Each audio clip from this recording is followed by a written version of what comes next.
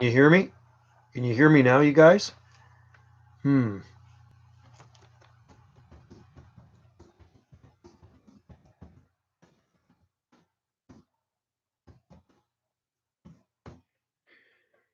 Okay, how's that? Maybe that had something to do with it. I had my speakers plugged in. I don't know. Yeah. Okay. My bad. I had, you know what it was? I had my sound system.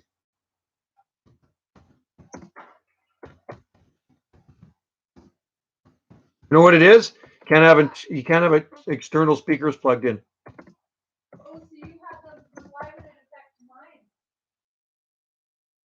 Yeah. Okay, there we go. Aloha. Okay, so I had my external speakers plugged in, and that's why you guys weren't hearing me. And I'm just looking at that, and I remember last time when I was live streaming, it wasn't working at first, I don't think, and then I pulled that out, and then it started streaming the audio. So there we go. Oh, thanks, guys.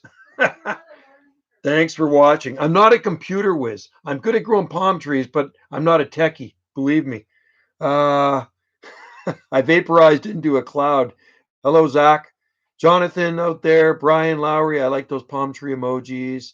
And C. Gambino, we see you out there. There's a whole bunch of you watching. So, anyway, now I'm going to repeat what I said earlier. I was live streaming on Wendy's channel, Gulf Island Rock, and she has a Mac computer, and maybe that was the same problem she was having as I was here. Her external speakers were plugged in, and that's why you weren't getting the audio, but you were getting the video. So, tell me, hello, Martin. And wow, there's a bunch of you out there. That's good. So this wasn't a scheduled live feed on this channel right now. I'm just kind of like wanted to see if my internet live streaming was working, and it looks like it's working now. Aloha from the land of poutine. Oh, poutine. You know what? I usually eat poutine once a year when I'm at YVR. That's Vancouver International Airport. En route to Maui, I go to Burger King. There's a Burger King there, and I have poutine. It's probably not the best quality poutine, but those cheese curds are pretty good. So poutine is good. There's yeah, there's Wendy says the best poutine in BC is on Commercial Drive. There's actually a poutine stand in Ganges, our village, and they have all different types of poutine there. Aloha, Joe. The Palm King is here. I got my banana shirt on today. You know what? I think I got a palm tree here too. You know what? I do actually have a palm tree, right? I don't know if you can see that, but this was a coin and it was lasered out. Wendy bought it for me about 8 years ago, and it's actually a palm tree. It's a coin from somewhere in the Middle East. Here from the Netherlands, right on. Well, you know what? There's lots of palm trees in the Netherlands, and we have some really nice palm trees that I grew from seed from the Netherlands, from Zeeland. Zeeland in the Netherlands. I think it's capital Zeeland. And somebody over there, a palm grower, sent me seed many years ago, and I'm growing them on. I have them in pots, and I'm going to step them up to 15-gallon size. So Netherlands, good climate for growing palms, lots of Trachycarpus and Camarops. And somebody today left a comment on one of my videos from the Netherlands and was wondering if you could go Washingtonia foliifera. And I said, you're going to need to protect it in the wintertime because they like to be dry, even though they are hardy. So they're hardier in a drier, cooler climate, such as New Mexico and we'll say St. George, Utah. So high desert areas, cold in the winter, but dry makes a big difference. Oh, thanks a lot. This one here is coconut wood. These I bring back from Maui, and I've been wearing these things for years, right? The tiki there too. There's a silver tiki. Wendy says, don't ever wear that tiki in the water in Hawaii because the waves can take it off. And I says, BS, it's not going to happen. So a couple of years ago, I'm swimming around and she's about 10 feet away from me, and the wave comes and it crashes over me. And I reach down and my necklace is gone. I'm thinking, oh man, I am doomed if she looks over and she sees this necklace gone. So I look down in the water and I can see the necklace rolling around in the waves. It took me about a half hour before I could actually grab it because every time I reach down, it get sucked out, but then it get pulled back in, right? So anyway, I don't wear it in the water anymore. Uh, who agrees this beats Netflix? Depends what you're watching on next Netflix. Maybe if they had a show with lots of palms in it, that would be good. So washy robusta can handle more weight. Yes, palm tree guy. I'll tell you something about Washingtonia robusta. If you go down to the Oregon coast, it's about 11 hour drive south of here. If you go down to Brookings and Gold Beach, especially Brookings, it's the last town on the Oregon coast. There is big Washingtonia robusta growing everywhere. I've even spotted Washingtonia flifera. But the thing is with Brookings, Oregon, it's zone 9B and they rarely ever get frost. If you're going to grow Washingtonian in a northern climate like us, it's going to need some help when it gets cold, but they can stand up to winter moisture way better than Flifera, and it takes way less heat to put on fronds on a Robusta than it does Flifera. And I've found that out by experimenting with them over the years. I got a 3 gallon, Jonathan. I got a 3 gallon Trachycarpus Fortunae last summer. They survived 12 degrees Fahrenheit. That's pretty good. Good. So you got to remember, folks, palm trees, even the most cold hardy palm trees, are less cold tolerant when they are in a pot. However, the bigger the pot, the safer you are, but the longer the freeze, that can be detrimental to a palm tree. So I'm going to tell you a story. Bad freeze. I got about 150 palm trees, different species. I had jubaeas, I had butias, I had all different types of sables. I had Serrano repens. You name it, I had it. This was many years ago. This is 3 decades ago. And I wanted to store them in our barn stall. We had a barn when I lived on the mainland. I lived about 30 miles southeast of Vancouver in Zone 8A, 8B. And they ranged from 1 gallon pots to 15 gallon sized pots. So the only ones that were in 15 gallon sized pots were Trachycarpus fortunae. A lot of the other ones were in 1 to 5 gallon size pots, but mostly 1 to 2 gallon size pots. So I put them all in this barn stall and I plugged in a heater. And the heater had a thermostat on it. So when the temperature got to a certain, it dropped too low, the heater would kick in. Unfortunately, I plugged it into the same outlet as a deep freezer we had in the barn where we stored all our meat and stuff. The temperature that night dropped down to 5.4 degrees Fahrenheit. And when I went out to check my palms in the morning, I was really happy because I thought, oh, the heater is going to be working. I go, man, it was cold in there when I opened up the barn door. Every single palm tree pot was frozen solid. 5 degrees Fahrenheit is about minus 14.8 degrees Celsius. They were frozen. And I knew it wasn't a good thing. So when they started to thaw out, all the fronds went brown. They all died. Only 2 palms survived. They were Trachycarpus fortunae, and they were in 15-gallon pots. So I lost every palm that night because the breaker popped, because the heater kicked in on the same plug outlet as the freezer, and it just couldn't handle it. It overloaded, and I lost a lot of palms in pots that night. It was very sad. I think I even shedded a tear. And when I had to throw them in the dead palm pile, in the compost pile. I think Phylifera would work, or you should try it. I would try it maybe close to a building in a sheltered spot.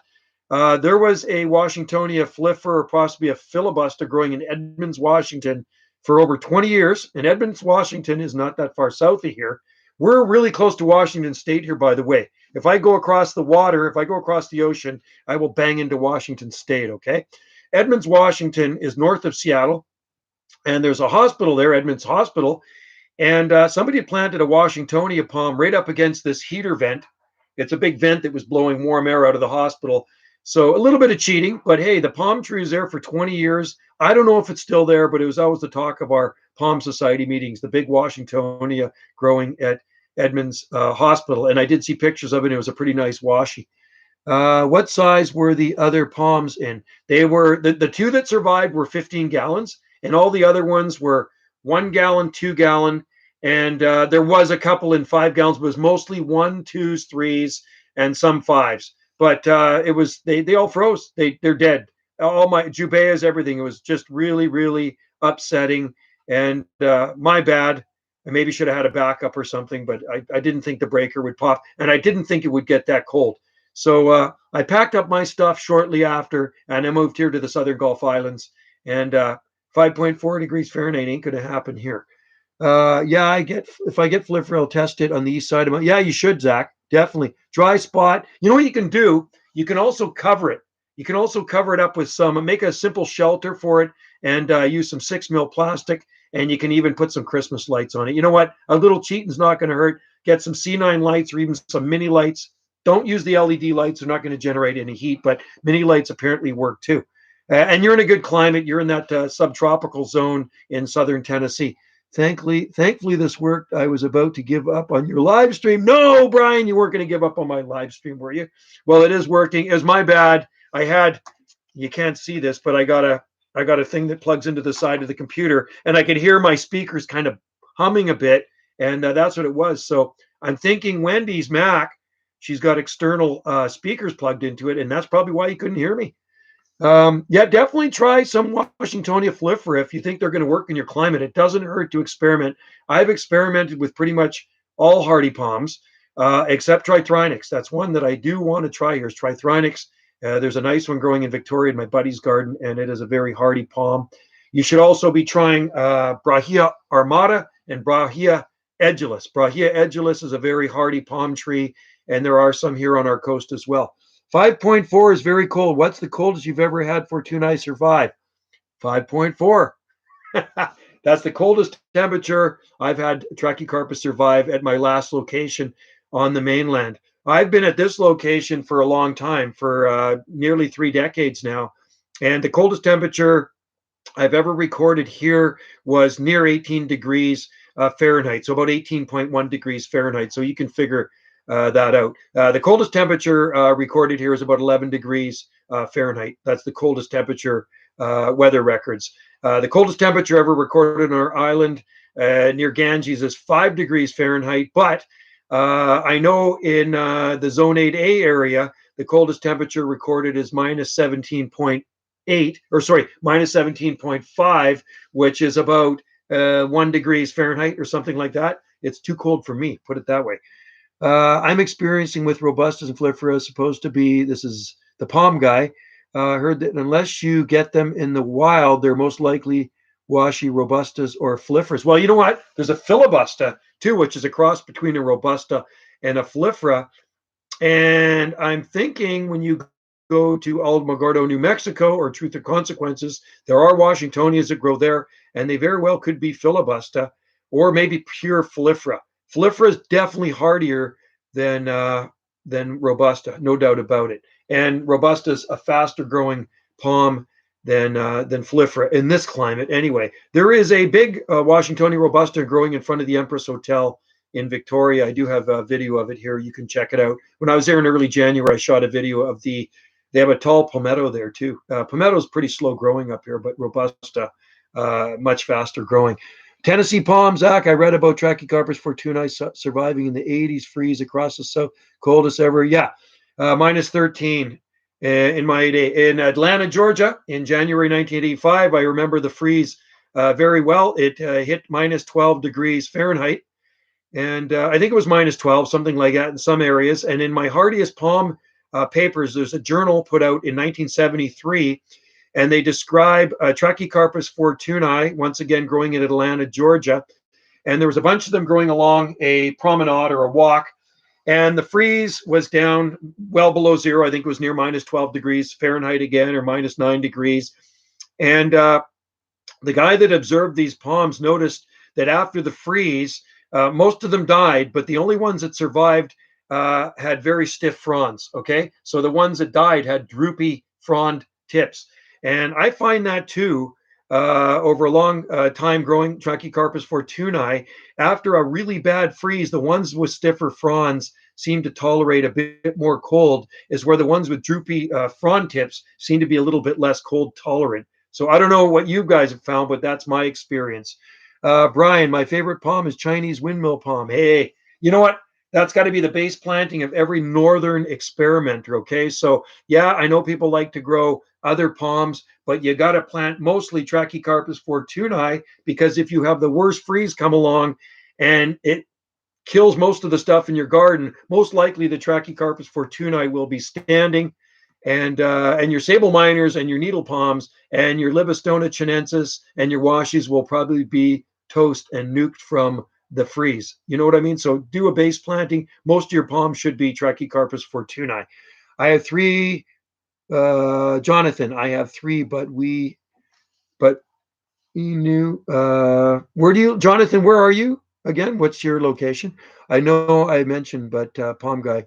There's one in my area that's unprotected. It's lasted two. What? Yeah, I can't believe it, man. Yeah, I saw you posted a picture of that. That's a Trachycarpus fortunae. So is it actually growing now? Is there actually green coming out of it? That's pretty amazing.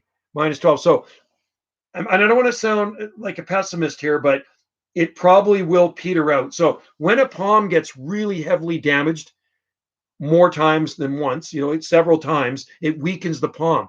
Okay, so if I have a Trachycarpus fortunae and it survives minus 5 degrees Fahrenheit, most likely it's going to be defoliated. And I'm guessing the center spear is going to pull and then it's going to regenerate a new one. But if you keep getting bad winters, it's going to weaken the palm. And what happens? The palm crown gets kind of stunted and it diminishes. It weakens it, so you get another bad freeze and it will end up probably killing that palm eventually, unfortunately, right? I've seen palms growing in Michigan too, and they didn't look the greatest. When I see a Trachycarpus palm, I like to see a nice, full, thick crown. It it's not real. You don't see palms around here with like a spear and then two fronds sticking out. To me, that looks like a stressed palm, right? But anyway, keep us updated on the palm tree in Montreal. It is pretty amazing that it survived that with no protection. Very amazing. I'm impressed. The palm guy, yeah, the new frond is green and the second one is wow. So that survived some pretty cold temperatures in zone 5. Zone Jonathan's in zone 6B. And I know Zach's in zone 8, but a lot of your winters are probably zone 8B and 9 down there in Tennessee. Palm guy, I know I mentioned it, but there's one. Yeah, okay. I'm just reading your comments. Um, yeah, you plant a lot of doubles. Two seedlings benefit. 200 doubles seem to compete. Yeah, roots. Well, you can plant them together. I plant my palms. I like palms clustered together because it makes it look more tropical. So I plant even in my pots. When they sell my palm trees, they, like the nursery here sells my palms, and the store in town sells my palms, and a lot of them have two or three in a pot. That's just the way I like to see palm trees. I know some people like to see an individual palm by itself, but I like to kind of group them in threes. And it's fine. It's not really competition for them. They'll grow just fine with three. Have you ever seen a bad freeze make a Trachycarpus crown branch out, usually caused by some sort of crown? Yeah, well, I'll tell you what I've seen, Zach.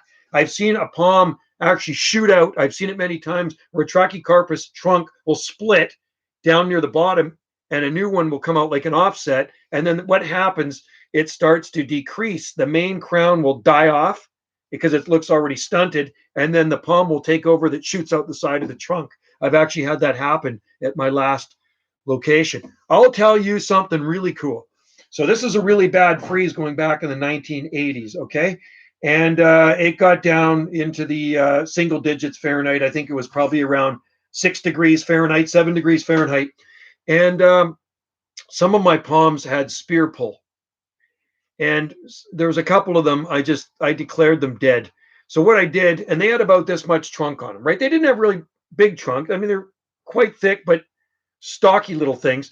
So I bent them over in the ground and I took my pruners, and I was really pissed off. I says, damn it. So I cut them out and I threw them into a compost pile. I threw these palm trunks into a compost pile. So I pulled the center spear out after the freeze. It was my bad. I should have waited. And then I threw them into the compost pile, and that would have been March. And August, I'm over by the compost pile because there was a lot of blackberries and stuff growing up by it. It was kind of a neglected pile. We had 5 acres. And I noticed some fronds sticking out of the compost pile. And I went over to the compost pile, and two of these palms that I chucked into the compost pile that I'd cut out, there still had some roots on them, but I bent them over and I cut most of the roots off. So there were still some roots. I threw them in the compost pile and they started regrowing over that period of time from March to August. It was mid to late August, and there was a frond, and there was even a spear coming out of one, and one of them had a spear, the other one had a spear coming out. And I remember writing about that and publishing the photos in Hardy Palm International. So Trachycarpus are pretty tough palms. Takes a lot to kill those things. Weather follower, when the T. fortunae seedling sprouts, some of the leaves open up straight away and some stay closed like a blade of grass. Is that normal? Well, you're going to get one open up, and then the next one is going to be a spear, and it's going to open up as well. If they really get tight and skinny, then they're probably lacking moisture, or they've probably been watered way too much, and the soil is too heavy, and they've rotted. and if you give them a light tug and they pull out, those seedlings are going to be toast. I've never seen any seedlings regenerate spears yet. Aloha Joe, Brian Lowry. That's good. I see some Hawaiian there.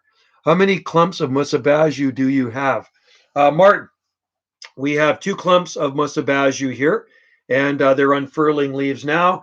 You probably saw the video at Hal's Saloon I uploaded yesterday. We were over there, and I call him a neighbor. He's down the road. He's about a mile and a half from me. Neighbors are far away here. There's nothing really close. It's very rural here. We're out in the boonies. And Hal's got some amazing bananas, and he grows Ensete ventricosum, the red one as well. And he's got some Trachycarpus palms. And Hal really knows to grow bananas. He's very good at it, and they're starting to unfurl leaves now. I've been growing bananas since 1989. I planted the first ones in 1989, and these are the offspring from my original bananas, the ones we have in our garden. And over the years, I've moved them to different locations in our garden. And right now, they're on the south slope, and they seem to like it there best. Keep them far away from cedar trees and big trees with roots that'll infiltrate the ground and suck the life out of them. As long, Gambino, see, as long as there is a green on the seedling, typically they will push out a new spear.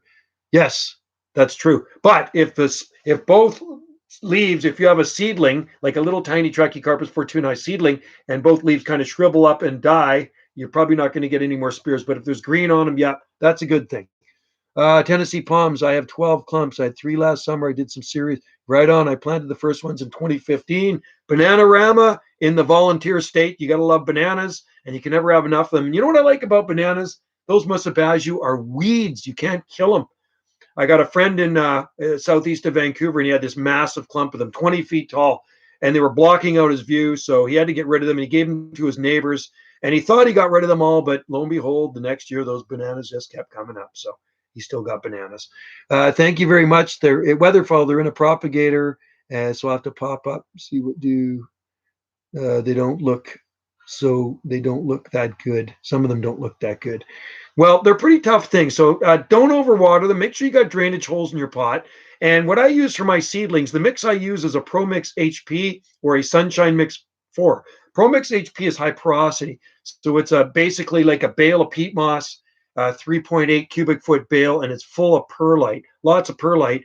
And so to start my seeds, I start them in seed flats. I usually put 1,000 seeds per tray, and they come up like grass. You've probably seen my videos on how I propagate palm seeds, and then I pull them out and I put them in liner-sized pots. And when I'm potting them in liner-sized pots, I mix some potting soil with the Sunshine Mix 4, give them a little bit of extra nutrients, and I put them in the liner-sized pots, and I put them outside in the cold frames, and they grow nicely. And then I wait a couple of years, and I put them into a 1 gallon. Jonathan, I'm planning on getting musabaju. Good man. Can never have enough musabaju. Try. I'll tell you some other bananas you might want to try. Musa sycamensis, Musa rajapuri, Musa velutina, Musella laciocarpa, and of course the blue java everybody's ranting and raving about. So try the blue java banana as well. And there's Musa itinerans. Some guy in Michigan, Zach is saying, my sable miner seedling that was covered in ice was going. No, it's not going to die. It'll be fine. You know what? Sable miner will naturalize where you are, Zach.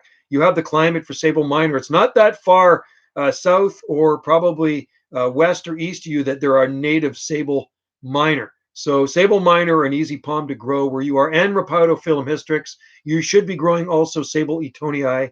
That would work where you are. And then try sable palmetto.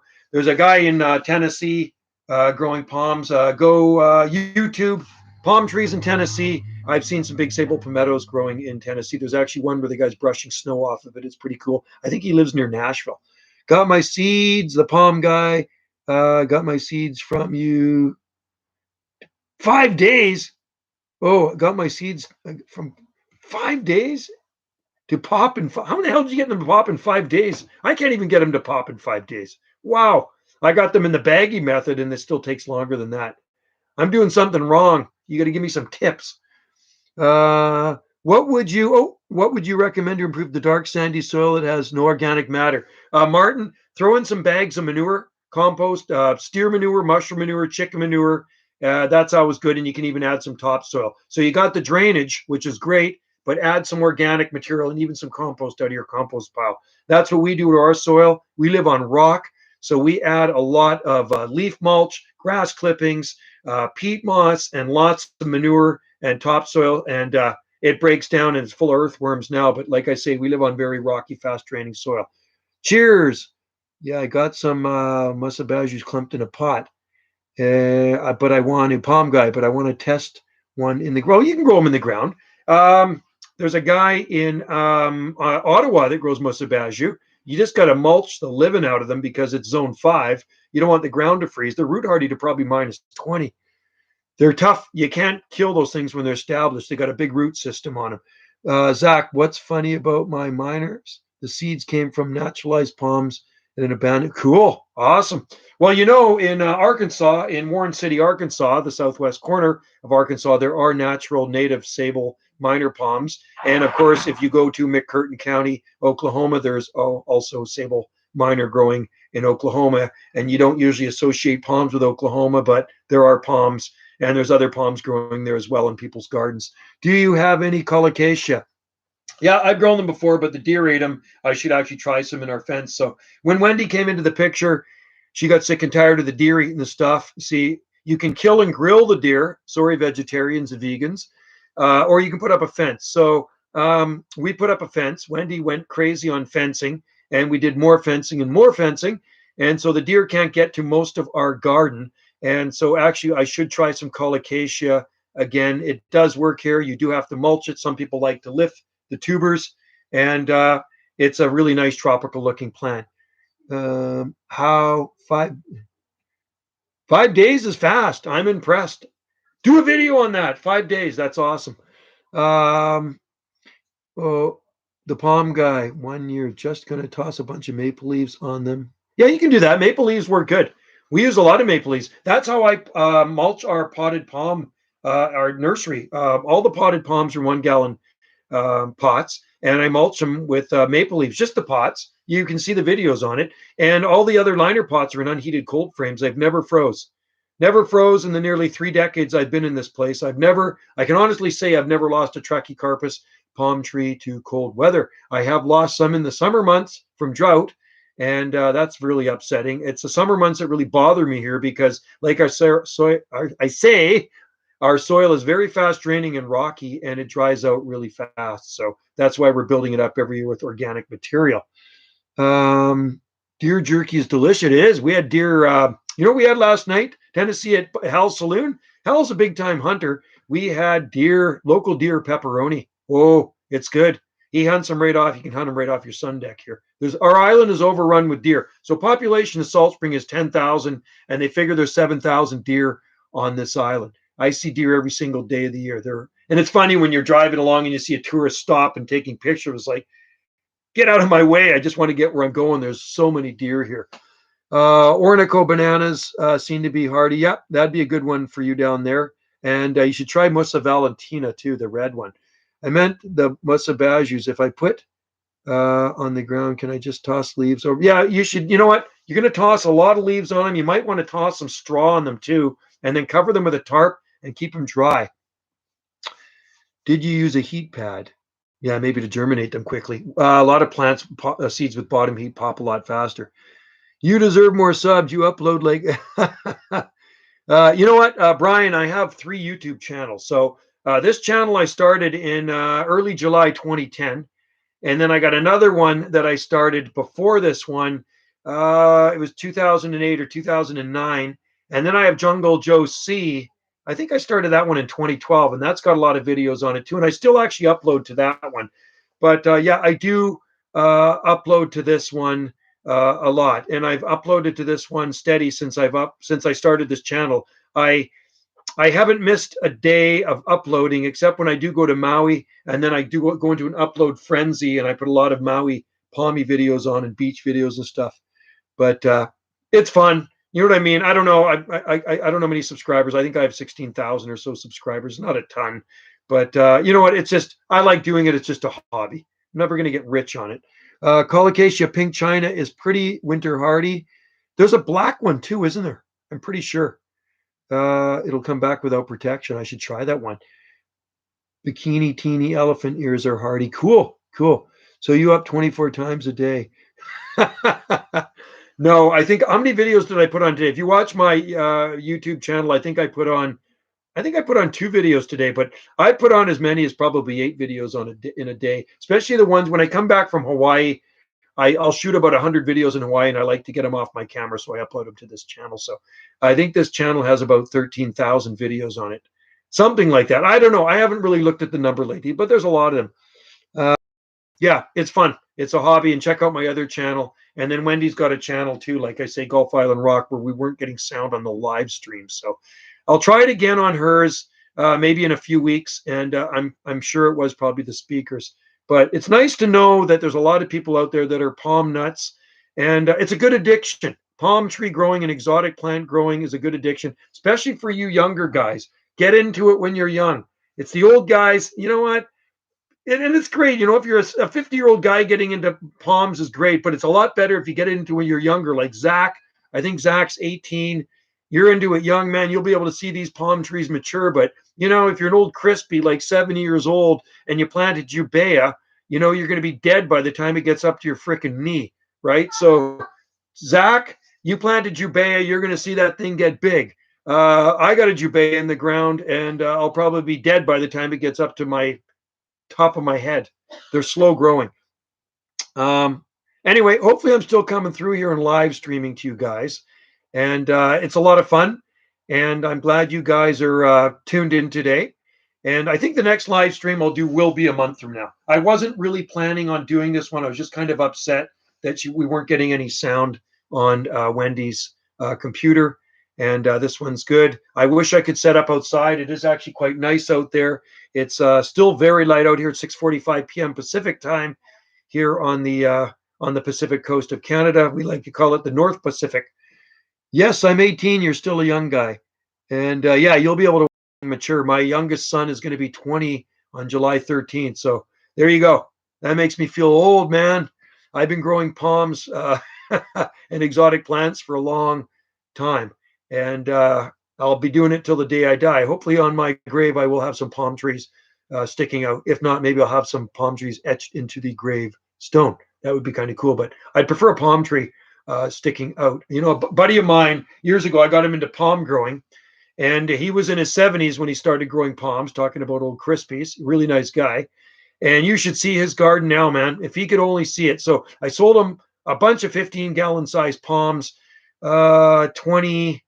It was probably about 25 years ago, and he would have been probably 70 years old. So he would have been 95. He died years ago, probably maybe about 16 years ago. And in his coffin, he wanted a banana leaf with him. So they put a banana leaf in his coffin and they laid him to rest. Really nice man. But his garden is awesome. I actually have a video of it on here, and it's full of palms. It's overlooking the lake, and the palms are all mature Trachycarpus fortunae palms now, the ones that I sold him back in the day. So you look out his window at this grove of big palm trees, and then you're on the lake, on the biggest lake we have here. We have 11 lakes on Salt Spring, and he has property right on the lake. So you're looking through the fronds at the lake. It's pretty awesome.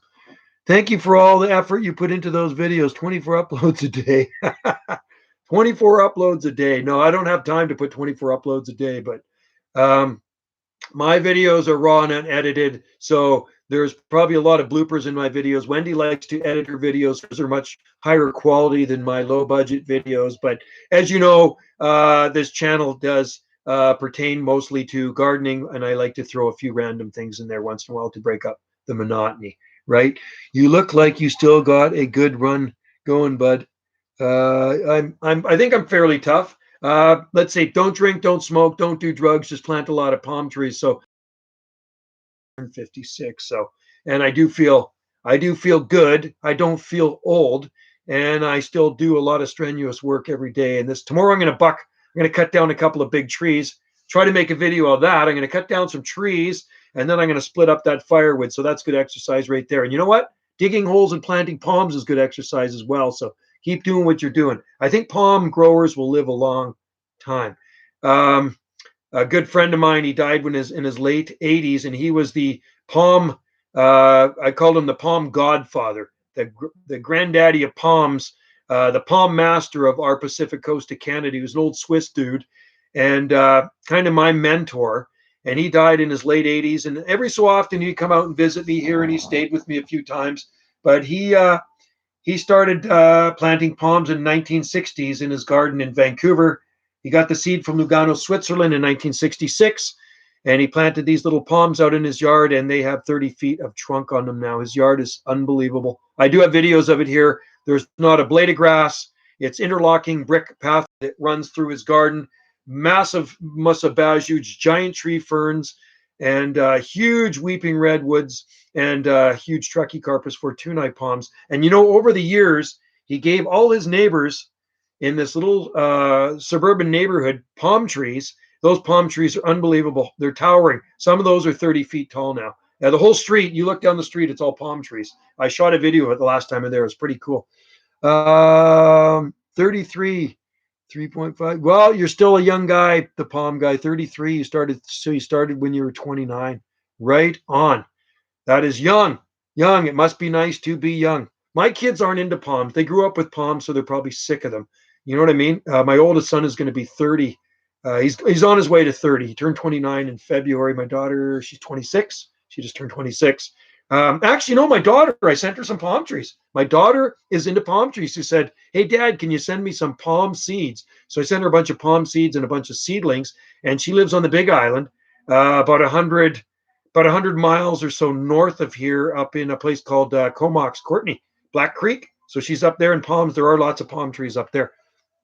Martin, I've been to that place in Switzerland. So yeah, Lugano and Locarno full of palm trees. And I have my Jubea chilensis is actually, the seed was collected from me in Locarno, Switzerland. Ryan, I'm trying to push palms in my hood too. We have some 30-foot range. Wow. Where are you, Ryan? Whereabouts are you? You look like let's see, technically you live in a big man-made island. Thanks to wow, cool. More palms, Tennessee, more palms. Zach, you got to plant more of them there. Yeah. I have the water around me. See, Gambino, I'm 35. You're still young. You're all young. I'm the oldest guy here. Portland, Oregon. Oh, yeah, there's lots of palms in Portland. I've been to Portland a lot of times. Used to go to a good restaurant down there when I was in Portland called the Rhinelander, German restaurant. Yeah, I mostly go over to the coast, and then I've been down to Oregon City too, because we picked up some big commercial greenhouses down there years ago. Portland's a great, fun city. They get a lot of summer heat, and they grow a lot of Trachycarpus palms. Albizia grow really good down there because it's really hot. And it is inland from the ocean, on the Columbia River Gorge. They are subject to outflow winds, but they get that summer heat, so you can grow a lot of nice heat-loving plants there. And you get farther down the I-5 highway into Medford, Roseburg, lots of palms down there too. The palm guy, my apologies, guys. Look back at my oil was 13 days, not 13. Well, 13 days was fast. That's very fast for palm seeds to germinate. I have big albizia. Right on. Albizias are great. You know which one you should try, Ryan? Summer chocolate. Summer chocolate's a good one. There's some big albizias here. Some of the biggest albizias on Salt Spring I grew from seed, and you can see them in my videos. I acquired a bunch of seed from California back in the early 90s. And when I worked at a nursery, they let me go crazy on exotics in one of the prop houses. So I grew olives, I grew redwoods, I grew a lot of palms, and I grew albizias, jacarandas. Jacaranda mimosafolium is useless here. But the albizias I sold in 1 gallon, and then I grew some on in 5-gallon pots. And they are big trees now. Big, big trees. Oh, you have green and brown. Awesome. Yeah, summer chocolate's nice. I really like that one. There is a new one, mini version of chocolate. Cool. That's really awesome. They're one of my favorite trees. They're very messy, but love them. There's 2 big ones behind the drugstore in town, and they cut them down. They were there for 30 years, and they got messy, and they cut them down. Isn't that tragic? My great-grandfather in Czech Republic grew some fortunei. Those are now 30 feet tall, local botanical garden. Wow. I got a friend named Joseph in the Czech Republic, and he has an amazing palm garden, believe it or not. He's got a lot of stuff. He may have YouTube videos. If you go to Palms in Czech Republic, you may see his stuff.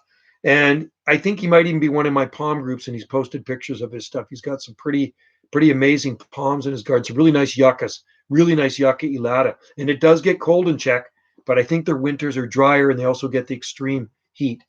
The palm guy, but the roots were 1 inch, so they could be popped sooner. Wow, interesting. On the seeds, huh? That's still pretty quick to germinate them. I've never had seeds. Oh, you know what? I may have had Washingtonia seeds germinate that quick. The first time I germinated Washingtonia seeds was back at my last location. I had a really nice greenhouse set up there, and they germinated. I think it was probably 2 weeks. Washingtonia robusta was, or maybe just under 2 weeks. I imported a bunch from a place called Carter Seeds in California. I brought in 1,000 robusta seeds, 1,000 foliferous seeds, and I also brought in 1,000 cordyline seeds, among many other seeds. And I was going palm crazy back then too. Have you, palm guy? Have you ever driven by with Wendy? Oh yeah, no, I toss seeds out all the time. When we go for walks or we go on holidays over to the Big Island, I bring a bucket load of seeds. And whenever I stay at a hotel, I throw palm seeds around. And often we stay at this hotel in Tofino. Tofino's on the west side of Vancouver Island. And I throw seeds all through the forest. When I'm walking to the beach, I'm tossing seeds. When I go down our nature trail to the beach, I'm tossing seeds. There are seeds growing in the nature trail, lots of them, and they're growing in a really wet area too. So most of the nature trail is extremely dry, but there's one area, it's kind of like a little swamp, and I've thrown seeds in there, and that's where they germinate. The rest of the trail, they won't germinate. It's too dry for them in the summer. The palm go, my fastest washies in 4 days. Yeah, heat mat. See, I didn't use a heat mat on them. I have used heat mats before, and it is quick, but I haven't used them for washies. I've used them for rapatophyllum and other seeds. Have you ever? Let's see, my great grandfather, and read that one. Oh, my fastest washies. Yes, littering seeds. Yeah, littering palm seeds is good. And yes, I've actually thrown them out my car window. And I'm sure the Native Plant Society people really hate me. You know what I mean? They don't like palms that much because palm trees don't belong here in their eyes. Well, you know what I say to them? They don't belong here either because they're not native. So maybe they should pack up their SHIT and move to somewhere colder where palms don't grow. That's what I tell people. If you don't like palm trees, you don't like seeing them here, then maybe you shouldn't be living here because palm trees grow here. That's just the way it is. So if you don't like seeing palm trees, pack up your stuff and move to northern Alberta where you don't have to worry about seeing palm trees. That's my advice to them. And I often say that to them, and they don't like that, but that's too bad. And I also tell them they are exotic plant growers as well, because most of the stuff they have in their garden is not native. It is introduced, and if you grow anything that's introduced, it is exotic. And most likely they were introduced. They were not born here, and they're not a native First Nations person, an Indian, so they're not native either. So there you go. Case closed. I live in Zone 8A. Martin, how would you recommend to protect cordyline red star? So red star cordyline is less cold hardy. You know what you can do? You can squeeze the leaves up, tie them up, and do a couple wraps of maybe 3, 4 wraps of bubble wrap around it. Bubble plastic, preferably the bigger bubbles, more insulation factor. But if not, use the small bubbles and wrap it up, and then put a bag over top of it so the water doesn't go into it. And that'll work through your cold blast. You should be able to pull it through. If it does freeze down, they are perennial. They have a taproot on them. It'll pop back. There's some nice red star cordylines growing here on our coast. Let's just see. My seeds outside just germinated April 28th. Sweet. Your garden is so tropical, Brian. Well, thank you. Even though we don't really grow tropical plants, it's plants that look tropical that really give it a tropical appearance. So when people come to visit our garden that really don't know much about plants, like if you get the average gardener, you guys know a lot about plants and you know what's tropical and you know what's not tropical. So you're not going to see coconut palms here. We grow strelitzia, but it's in a big planter and we bring it in when it's cold. We grow the kentia palm, but when it gets really cold, we bring it in. That looks really tropical. But most of the stuff we grow here, like Fatsias and Trachycarpus and the eucalyptus trees, maybe be kind of bordering subtropical. But when you clump all that stuff together, it does look tropical. It kind of looks jungly. And it's really easy to create if you live in the right climate and you utilize your microclimate. Because we all have microclimates within our garden. So utilize your microclimate and milk it for all it's worth. and you plant the right stuff, it will give your garden the wow factor. And people will talk about your garden. If you grow just maple trees and lame old boring stuff that most gardeners grow, people don't give a rat's you know what about it. But if you got palm trees out in your front yard, guaranteed when people stop by and they see a palm tree, they're going to hit their binders and they're going to look twice. People don't look twice at a maple tree. I don't care about maple trees. They're nice, but I don't stop and take pictures of people's maple trees. But if I'm driving down the road and I see a 20-foot palm tree, I'm going to hit my binders and probably get somebody rear end the back of my car, and I'm going to take a picture of their palm tree. In January 2018, Zach, I seen a cycad trunk completely defoliated in Czech. Yeah. My friend grows them close to my grandfather's house. I wonder if this. Yeah, that'd be interesting to see. I wonder if it's Joseph's place because Joseph lives in the Czech Republic and he grows trunked sago palms there, really big ones. Oh, here's one here, Ballard Larry. Evening. You wanted to say hello to my friend from beautiful garden. Nice to see her all around there. Hey, nice to see you. Thanks for tuning in, bud. Really nice to see you. Joe, do you have any she oaks? No, we have live oaks. We do have live oaks here. I got some from Virginia, the acorns from a friend, southern live oaks. And we also grow tan bark oak and then the California Canyon live oak. There's a lot of live oaks growing in our garden, in our island, and they are fully cold hardy here. Mine are just small ones. And we do have a fair sized tan bark oak that's been in the ground for 20 years. And that one's native to California. But I planted a live oak beside the cinema in the late 1990s, 97, I think it was. And I'll tell you what it was. I planted a Trachycarpus palm that was imported from California. And in the nursery where it was, there was obviously some big live oak trees, one seeded in the pot. So there was a baby live oak in that pot, Trachycarpus palm pot that I planted at the cinema, beside the cinema, and I left it. I didn't take it out because I love live oaks. So the live oak now has a trunk on it about this big, and the Trachycarpus is probably about 6 feet tall, growing underneath that live oak. They're companion plants. They're buddies. Do you have the Tennessee form of bald cypress? I do have bald cypress on our property. I planted it in I guess it was the mid 1990s. It's about 25 foot tall. I don't know its origin. It's from the southeastern states. And we sold a lot of them when I worked in the nursery business years ago. They were in 1-gallon pots. And I picked one up and I stuck it in our natural pond. And it's a beautiful tree. I love the Taxodium distichum. C. Gambino, I saw your video of the cast iron plant. Yeah, very Aspidistra elytra. That's another one you guys should try. You know, you can actually pick those things up at Walmart sometimes in the tropical section. They're sold as an indoor plant, fully cold hardy. Try them in Zone 8A. They're evergreen and they like dry shade, tough as nails. We have a lot of them in our garden. We even have the variegated one, and they like dry shade, like Afasia japonica. Do you have any lipstick palm? I don't know if no. Citrostactes renda, ceiling wax palm. They will not ever grow here on Salt Spring, and I doubt they would even grow in California. They are tropical and they do like moist. They like wet, and I do admire them when I'm on Maui and on Oahu in the Central Pacific. But no tropical palms will grow here on Salt Spring Island. We're northern zone 9A at this location, and I mean, the most tropical looking palm I see here is Jubea and Butia. And the most tropical palm we have in our garden would probably be looking palm, and it's not that big yet, is Parajubea.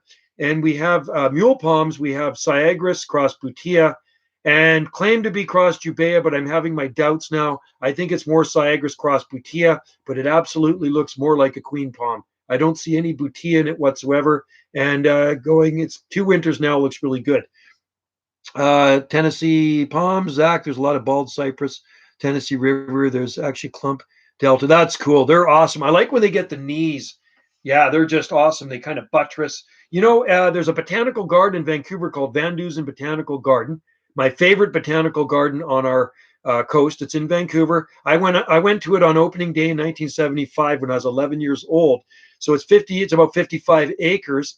And it used to be a golf course, and they converted it. They transformed it into this amazing botanical garden. And they have a grove of swamp cypress there.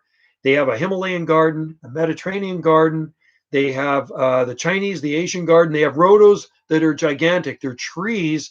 And you walk through these rhodos, in bloom. And there's also groves of Trachycarpus, and they have tree ferns in there as well. It's amazing, unreal, the garden. They have a South American garden full of monkey puzzle trees. What's your favorite tropical plant besides palms? I really like Cheflera. I think that's one of them, and also the traveler palm. It's not really a palm. I like those, and oh yeah, can't forget bananas. I do love bananas. Oh, and I like pineapples. See, I like pineapples a lot too. So, and pineapples are easy to propagate from the top. So at the condo in Maui, whenever I eat a pineapple, I cut the top off, I dry it for a day in the condo, I stick it in the garden. So the garden there is full of pineapples. You can see my videos on the pineapple cuttings. They all root out easily there. There's some ancient bald cypress here. They're everywhere in the swamps. That's awesome. And they got Spanish moss on them too, some of them. They are a very cold hardy tree. I know Mark Ladisseur in Ottawa grows bald cypress in zone 5, which always blown me away because they're native to the south, but they'll grow in the far north. Let's see. Do you have any lipstick cast iron? Do you? Yeah, yeah. I'm looking at all these comments here. She oaks are from Australia. Oh, I know what it is. Is a she oak a grevillea? Would it be is it a grevillea?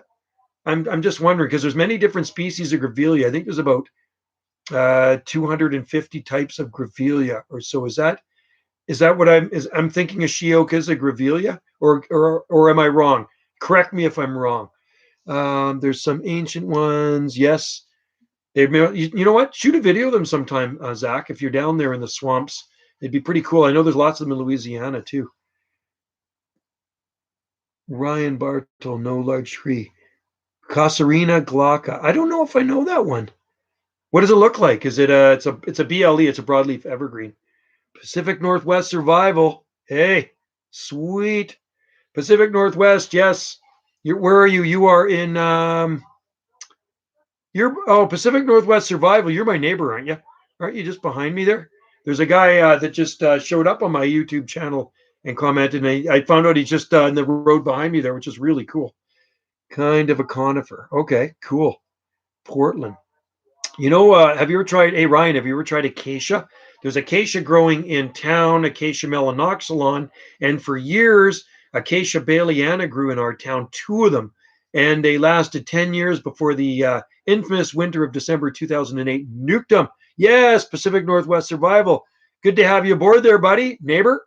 He's, like I say, just on the road, just right around me here on the backside. He's in a good area for growing exotic plants and a good area of the island. I'm going to tell you this right now, Pacific Northwest survival. I didn't pick this spot by fluke. I did my homework before moving to this area, Salt Spring. I've been gardening on Salt Spring for a long time, since 1989. My folks bought here in 1978, and I used to garden at their place as well on Rainbow Road. And before moving here full time, I did my research to find out where the best microclimates were. And the very north end of the island is one of the best microclimates on the island, one of the better microclimates on the island. There are some other very good ones as well. Because the north end of the island is very narrow, you have less land and more water. When you have more water, it regulates the air temperatures in the winter, so you don't have the extreme low temperatures as some of the other places record. So that's why our garden looks the way it is. And sometimes come by and I'll show you what we grow. You drive past our place every day and you can see those 100-foot eucalyptus trees. So when you have a minute, come in and I'll show you what we grow here. Zone 9A, yeah, it is Zone 9A here on this end of the island. And the proof is in the pudding when you see what does grow here long term. So I'm talking long term Zone 9A plants, not a plant that's going to survive a year and then get killed by the winter. So the last time we fell into the high end of Zone 8B was late December 2008, when we dipped down to 18.1 degrees Fahrenheit. And that was the first time in a long time that we dipped below 20 degrees in a bad winter. So it's rare that we ever get below 20 degrees Fahrenheit. So push it, man. Milk it for all it's worth there, Pacific Northwest survival. And you will be growing a lot of good stuff up there. Silver wattle, I'm growing from seed. Silver wattle. Oh, yeah, Delbata. Well, Ryan, there was a eucalyptus Delbata, and I think it's still there growing in Seattle. And it's been there for about 25 years or so. I've seen many pictures posted of it over the years. And it's growing against a brick wall building, and it blooms profusely. I don't know if it ever self-seeds, but it blooms. Our eucalyptus trees self-seed here every so often. The deer like to graze out the small ones, and a few of them I've managed to save, and they are growing nicely. I noticed driving to Ganges from here. Oh yeah, absolutely. How the frost gets worse. I'm like that. And if you watch my videos, you'll see how late the frosts are in some areas of Salt Spring Island. So, um, Portlock Park, for instance, is a very cold area for late frosts and early fall frost. I scraped frost not that long ago in April, and I've recorded frost at Kanaka Road in May, and I have videos of it here to prove it. Um, Grace Point is mild. If you get out to Grace Point out on the point, that's mild.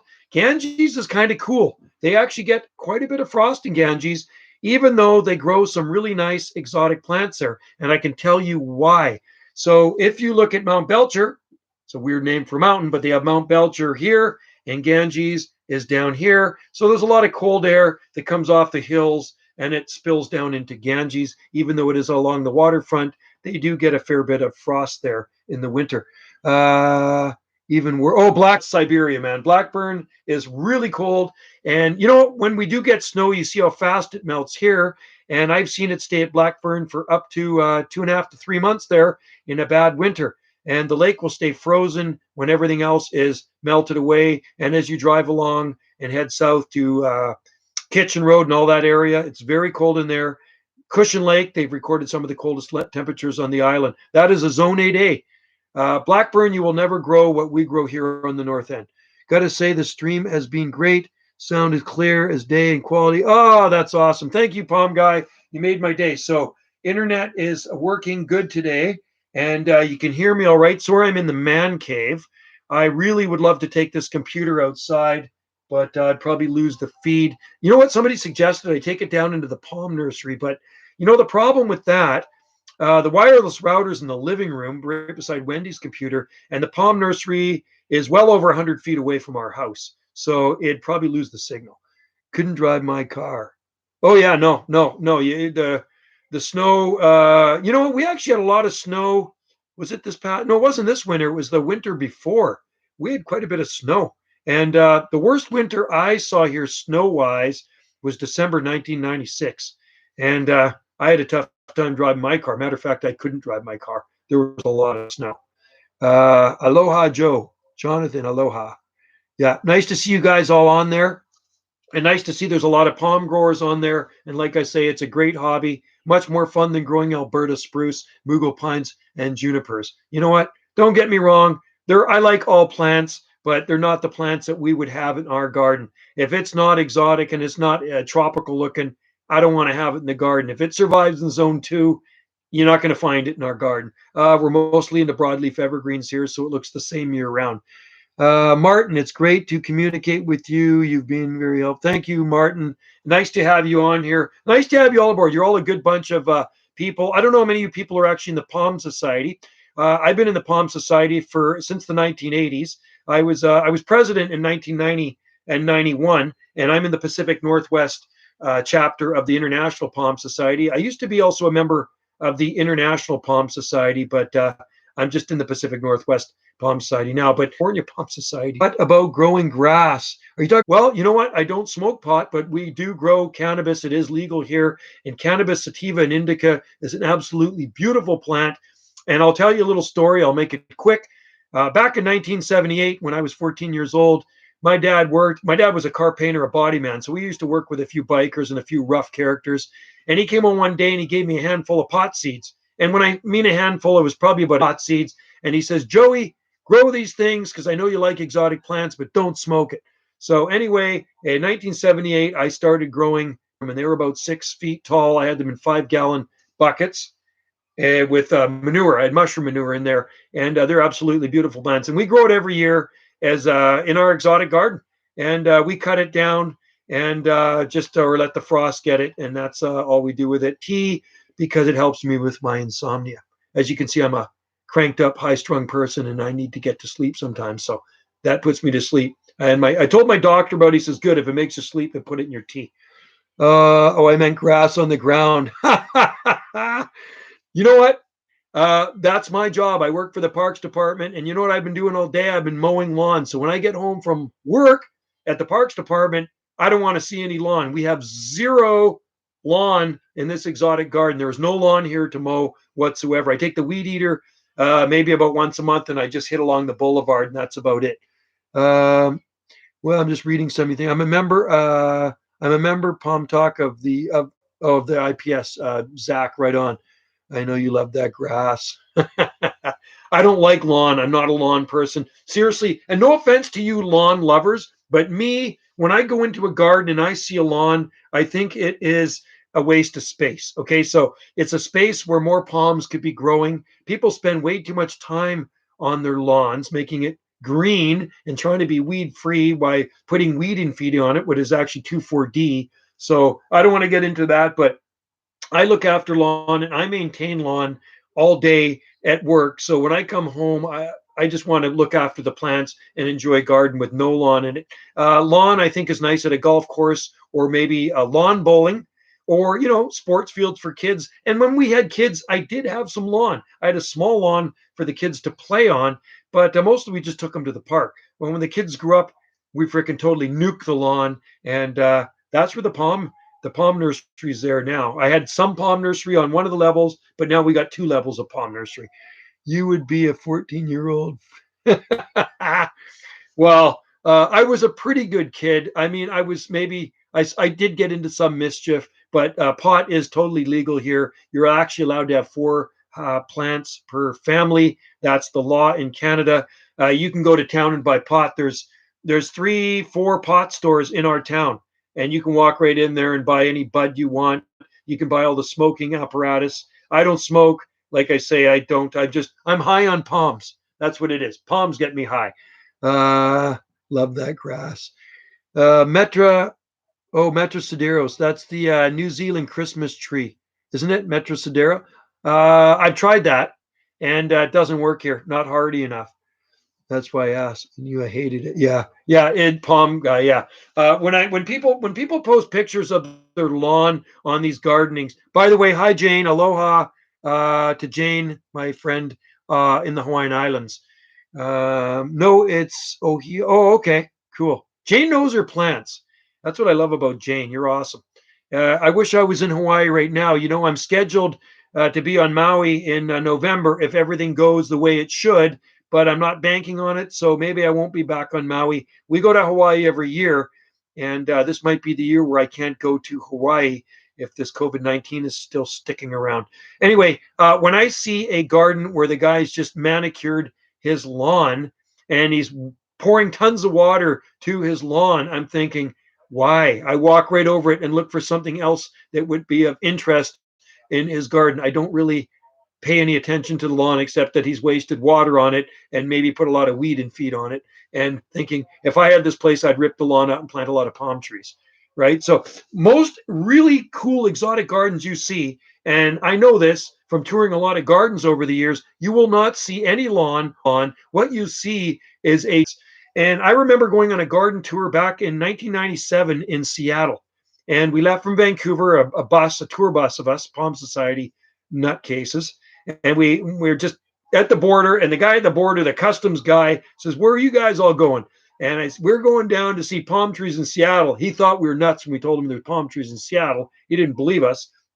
So anyway, I just remember pulling up to this one garden, and it had over 400 palm trees in it. It was absolutely insane. I loved it.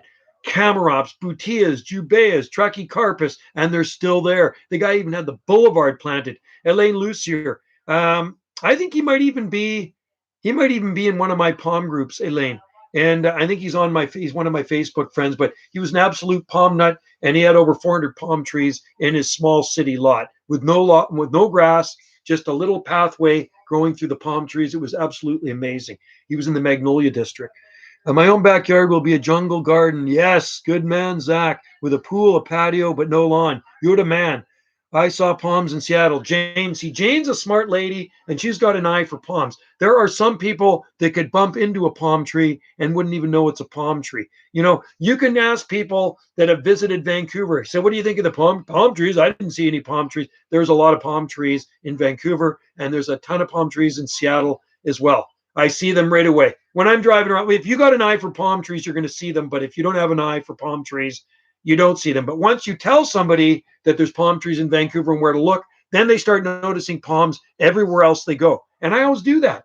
You know, I always mention the palm trees in Vancouver, and then they start palm spotting. And I have a friend just like, hey, you know, there's palms here and there's palms there, and I saw a palm here. I think that's pretty awesome. So now they got the palms running through they got the palm oil running through their veins. Yeah, there's some old palms in Seattle too, in the Chittagong Ballard Locks. There's palms growing there since 1939 in Seattle, and there's some even older ones in private gardens. That's what I asked. I'm liking this. This is a really good chat so far, folks. I guess soon I'll cut it. I'll cut it off. Maybe I'll go for another 10, 15 more minutes because once I get talking on palms, I can't shut up. There was another garden I visited, and his name was Walt Rockefeller, and he had the tallest Yucca elafolia in all of the Pacific Northwest. He planted it in the 1960s, and it had 15 feet of trunk. He had a big jubea in his front yard when I went to his place in 1997, and he had towering Trachycarpus palms that he planted back in the 1960s. It was insane. And I remember seeing pictures of this guy's garden back in the 1980s. And so you see a subdivision of old houses with every yard the same, normal, normal, normal, and then boom, you come to Walt's yard, and it looked like it should have been in San Diego. It was awesome. He had Rhopatophyllum hystrix, he had sable minors, and this was back then. It was just unbelievable. He's long gone now, and he was a great guy and a great palm grower. Tennessee palms. I wonder what a needle palm trunk looks like with the fibers. I wonder. Hey, you could be the first to do that. Ryan, Joe, have you tried Livistona natita? No, but I've tried Livistona chinensis. We have a small one in the garden. We have one in a pot too that I put into the unheated tiki house. So I'll tell you something about Livistona and Livistona australis. Natita, I heard, is probably a pretty good one. How tall were the jubea? Well, there's some actually pretty good jubea in Seattle with about 5 or 6 feet of trunk on them. There are some big ones there, and I think there's some even bigger ones than that. I think the biggest jubea in Seattle, and it was transplanted big, might have about 15 feet of trunk on it. His at the time, it was getting big. It had a trunk probably about like this and about like that, so it's much bigger now. Anyway, Livistona chinensis I've tried. I even tried it in Zone 8A. I've made it through winter, totally defoliation, and it came back slowly. I mulched the heck out of it, had it close to the house under an overhang. Livistona chinensis have survived 20 years with no protection in Vancouver in Zone 9A and the urban heat of the big buildings, close to a building on Granville Island. And a new gardener to the complex decided that they had to go because they were getting too big for where they're growing, so he removed them. And that's what I call dumb. They were two beautiful Livistona that were featured more than once in Hardy Palm International, and I do have photos of them, and I can post them on my palm group on Facebook so you can see them. Natita is pretty tough. Yeah, I should try some seeds. How tall were the do you have tried? I'm looking at some more comments here. Did you ever have pomegranate fruits on your tree? No, my pomegranate's very small, and I only planted it last year. It's very tiny. There are bigger pomegranates on Salt Spring Island, and yes, some of them produce fruit. They need a hot spot. They're fully cold hardy here. There's one in my friend's garden. He passed away about 5 or 6 years ago, and it's quite a good size pomegranate bush, and it gets really beautiful flowers on it. And there has been fruit on that one. Not a lot of fruit, but there's been some fruit. City of Hong Kong has so many Livistona. Yeah, I think are they native to Hong Kong, Jane? Livistona. I know a lot of palms grow in Hong Kong. It's subtropical climate. Ryan, lots of people trialing them here in colder zones. Yeah, I should actually try one, but they're not available in any nursery here. You're not going to find Livistona natita or australis, or is it australis? I think it is. You're not going to find them at a local nursery here. It's easier to find a tree fern, but not a Livistona chinensis are totally common. Yeah, cool. Jane was saying yes. I think they're also native to some of the southern Japanese islands like Kyushu, maybe Shikoku. Livistona might grow wild there unless they've been introduced. Hey, I'm here, GD Gardens. GD Gardens from, you're in Georgia, right? I'm pretty sure you're in Georgia. Yeah. You know, my youngest son loves Georgia. He's been down there a couple of times now. He was there this past summer. He was down there a few years ago. He's got a good friend that lives in Georgia, and actually, his good friend is from Georgia, but he lived on Salt Spring for 3 years, and then he moved back down to Georgia, and he's down in Georgia right now. Sorry, I walked away for a moment. Did you mention how long you'll be live for maybe another 10 more minutes now because I started cooking some I started make boiling the water for the pasta. I was supposed to do dinner tonight, but now Wendy's in charge of the dinner, so I did barbecue the hot Italian sausages to replace meatballs for the pasta. So we're doing a new pasta tonight. Have you ever seen any sable miner self-seeded? Yes. Well, no, I haven't seen them self-seed, but when I've been planting sable miner, I've dropped seed, and I do see some sable miner seedlings. There's more than one down there. I think there's about three of them coming up with all the trackies. I looked and I go, that is not a trackie. That's a sable miner. I'm pretty sure they're probably razorback ones. Um, I potted up 30 trackies and like right on GD Gardens. Good for you. Hey Jane, how's the weather in Hawaii today? I'm sure it's probably a balmy and palmy, let me guess, 84 degrees Fahrenheit in Honolulu. Yeah, it must be nice. It is. I'm going to look at my weather station here for a sec. It is cooling down. It is 13 degrees Celsius here right now, so that's around 56, I guess, degrees, 57 degrees Fahrenheit. The time is 7:24, and I've been babbling for a while. Good. The weather is good. Jane, my friend Jane in Hawaii says it's good. Yes. It was 84 here. See, that's why you can grow those heat lovers in Tennessee. 93. Whoa. That's in Atlanta, right? And humidity. So the humidity here today was 60%, and the high temperature was only 16. It's 82 now. Jane says it's 82. Yeah. You got to love the Hawaiian weather. You know, I never really find it that uncomfortable. And often the trade winds blow. And when those trade winds blow, it is beautiful. The Hawaiian climate, the Central Pacific is absolutely awesome. When you do get those humid days, they're not so nice, but the trade winds make it feel really nice. In the green. Wow. So you got trackies there, GD Gardens. That's awesome. 30 trackies. That's a grove of trackies. You know what? One day you could plant those all together in a grove and have a grove of palms in your garden. And where you are, you should be trying some sable palmetto, grow some needle palms, Rhopidophyllum hystrix. Hey, you know, Jane, I remember years ago at Ala Moana Center, I saw Rhopidophyllum hystrix. No lie, there was Rhopidophyllum hystrix growing there, smaller ones, and I don't see them anymore. I think they maybe when they remodeled the mall or something, they ripped them out. They were near the parking lot, and then I saw sable palmetto growing across the street in the park at Ala Moana Park, and I actually collected seeds off them when they were small back in the 80s. I'm growing betel nut. Oh, nice. That is such a nice palm, Jane.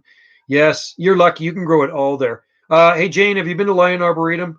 I'm sure you have. That's my favorite palm garden on Oahu up in the Manoa Hills. Cocoa Craters, nice. And Foster's Botanical Garden, I also enjoy. I was actually married on Oahu the very first time around in the summer of 1986 at Park on Diamond Head Road, 3223 Diamond Head Road. And it was full of palm trees. I was married under the palms. And the second time around, I was married to Wendy on Maui at a beautiful tropical beach with coconut palms and called Secret Beach. So I was married 2 times in the Central Pacific. And that would be the last time. I told her I have 6 more islands to get married on, and that's when she smacked me upside the head. I collected koa seeds from, oh, nice, Lion, sweet. Yeah. I did collect some sable miner seeds from Lion Arboretum. There's a sable miner growing in there. And I remember talking to Ray Baker, the palm expert, many moons ago about Trachycarpus palms. And I've never seen a Trachycarpus palm ever growing on Oahu. So tell me, Jane, are there Trachycarpus fortunei palms growing on Oahu? I've never seen one yet. If there is one, let me know where it is. And maybe next time on Oahu, I will check it out. I've been to the island of Oahu 20 times now. So Wendy is Wendy Clementi. No, it's actually Taylor Clementi. She goes by her maiden name. So her maiden name when she was growing up as a kid, her mom and dad's last name was Taylor. So it's Taylor Clementi. I was wondering if you were married for a long time. We got married on November 30th, 2016. So it'll be our 4 year. We've been together 8 years. And yeah, 2016. I'm still best friends with my ex wife as well. I've been to the micropropagation lab. Oh, that's awesome. No trackies. Well, yeah, because Ray Baker told me that they tried Trachycarpus a few times and they failed because they do not like that tropical climate. But I suspect on Maui that Trachycarpus fortunei could be grown at higher elevations upcountry where it gets a little cooler. And once in a blue moon, they can get snow. It did snow on Maui last February, I think it was, up high near Haleakala. Yeah. If I was in Hawaii, I'd love to try a trachea. You know that? I really would. I think I'd probably even push a Douglas fir or maybe even a redwood because I do like to push the limit of things too. And there is actually a redwood forest on Maui. Have you, the palm guy, have you any palm tattoos? Do I have palm tattoos? Let's see. I forget what I have here. There's a palm tattoo. There's the island of Salt Spring. There's some writing. I got a lot of Chinese writing on me. There's a tattoo when I got married. It's got the date September 8th, 86. It says Oahu on that one. I got that one at Tattoolicious in Waikiki. A lot of them I got in Hawaii. That says yin and yang. And there's a Hanu. That one says Maui on it. I do have a big palm leaf on my back. And yeah, I mostly get tattooed in Hawaii. I've been tattooed on the Big Island here. Wendy's a tattoo artist, so I've been tattooed by her. I've been tattooed up in Alaska as well. At Lions, they grow rare plants in the glass tubes, tissue culture. I wonder if they can tissue culture a palm tree. That high altitude Maui area sounds like Tennessee snow once in a blue moon. Yeah, it's good. It is still tropical up. Like I was going to say, it is pretty close to tropical up there. I mean, they grow some pretty amazing palms at the higher elevations, and it is cool enough. I don't see coconut palms up there, so I'm thinking Trachycarpus palms will grow good. I see some beautiful Livistona palms up there. I saw loquat. I see hydrangeas. I see a lot of plants that we grow here in the North Pacific. I see bottlebrush too. So Trachycarpus would probably do that. They'd probably grow nice. Thanks for showing. Lions, they grow rare plants in the glass tubes. I have to go to Lion again. That would be great. I really, if you ever go to Oahu, the island of Oahu, go to Lion Arboretum. It's if you're a palm nut, I think they have about 600 species of palms there. It's just absolutely amazing. It's about 196 acres of rainforest, tropical jungle, and you can hike up to the Manoa Falls. I got videos here on my channel. They got some telepot palms there. Beautiful, beautiful palms, the ones that flower and die. And you can see my videos of Lion Arboretum right here on this channel and probably on my other channel too. And I have videos of the falls as well. Wendy and I went into the falls. We went and sat into the cool pond there. I saw loquat near Diamond Head flowering. Cool. I didn't see any loquat there. We have a loquat tree in our garden here. They do flower and fruit on our coast, and I've actually grown them from local fruit. It's quite a nice fruit. It's a good Asian fruit, and it's quite a hardy tree. Looks really, really tropical. Really big leaves. Zach in Tennessee, grow some loquat. Try some figs. Figs are great too. High altitude on Maui is a really awesome place, and because you don't expect snow to be anywhere in Hawaii, but on the Big Island they get it in Mauna Loa, Mauna Kea, and once in a while up in Haleakala. Southern magnolia grows well. Yeah, I've seen southern magnolia, Jane, and if you go to the Iao Valley on Maui, I got videos of that garden as well. There are southern magnolia there, and there are Nandina domestica. I've seen that growing there. And I saw something else we grow here too, is cotinus, a smoke bush. I couldn't believe it when I saw a smoke bush growing on Maui, a tropical plant. So, and you know what? I've seen fatsia. I've also seen cordyline growing on Maui near our condo, and it was doing very well. And I was going to shoot a video this last December. And when I went back, they had cut it down. They cut down the cordyline. They also cut down some beautiful Washingtonia palms at the condo complex. I shot videos of them, thank God, and they had about 40, 50 feet of trunk on them. They cut those down. So I don't know why people do that. They think Washingtonias are weeds or something. And southern magnolia is a really neat plant because it grows here and it will grow in the tropics. I have to go, unfortunately. It's getting late here and I need some sleep. Okay, Martin. Hey, thanks for tuning in, buddy. I'm going to go too because